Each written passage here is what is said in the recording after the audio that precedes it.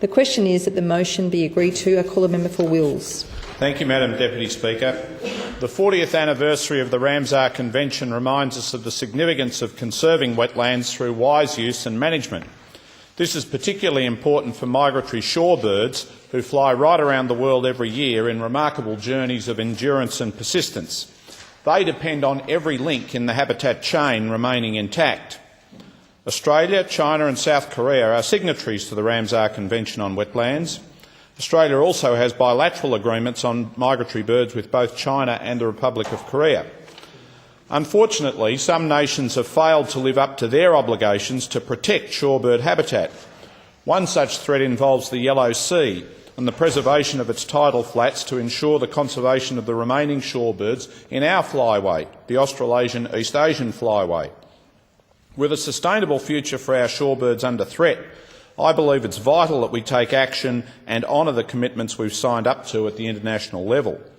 At future meetings concerning these bilateral migratory bird agreements, Australian delegates need to ask their counterparts what is being done in their country to ensure sufficient appropriate habitat remains to ensure that birds can successfully stage their migration.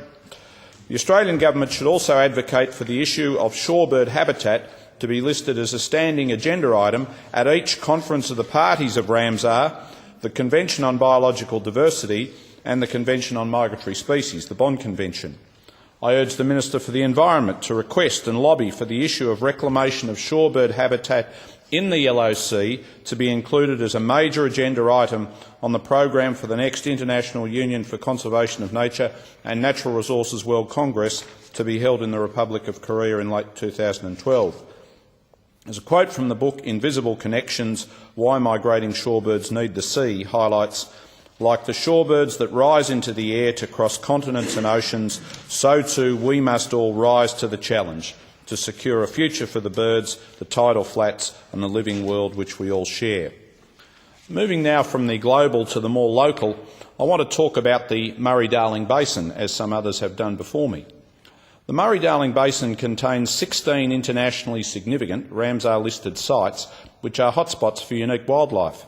The Macquarie Marshes, Coorong, Lower Lakes and Murray Mouth are all Ramsar-listed, and in fact the Lower Lakes complex is the biggest Ramsar site in the Southern Hemisphere. It's been clear for more than a generation that the way water is used in the Murray-Darling Basin is destroying the river system and dismantling the environmental foundations underpinning community well-being. In November last year, the Murray-Darling Basin Authority released a report filling an important gap in our knowledge about the economic benefits from bringing the basin back to health. Written by leading academics from the CSIRO and Charles Sturt University, the report, the Environmental Benefits Report, outlined a way of estimating the economic value of the environmental benefits that flow from the basin and its rivers. A key conclusion within the report is that restoring the Coorong, an internationally significant wetland system at the end of the Murray River, from poor environmental health to good health, is worth $4.3 billion to Australians. An Australian Conservation Foundation report takes the methodology and source data from the report and expands on it to ask, what would an improvement in the health of all the Murray-Darling Basin rivers be worth to Australians? Their analysis concludes that restoring the entire Murray-Darling Basin towards health is worth $9.8 billion to Australians.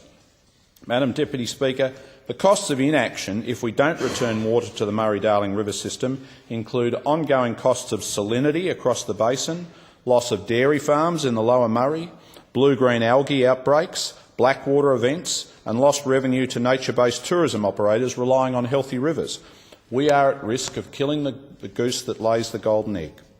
Australians care about the health of this river system, as demonstrated by the current email campaign by concerned Australians anxious that this parliament puts the science first.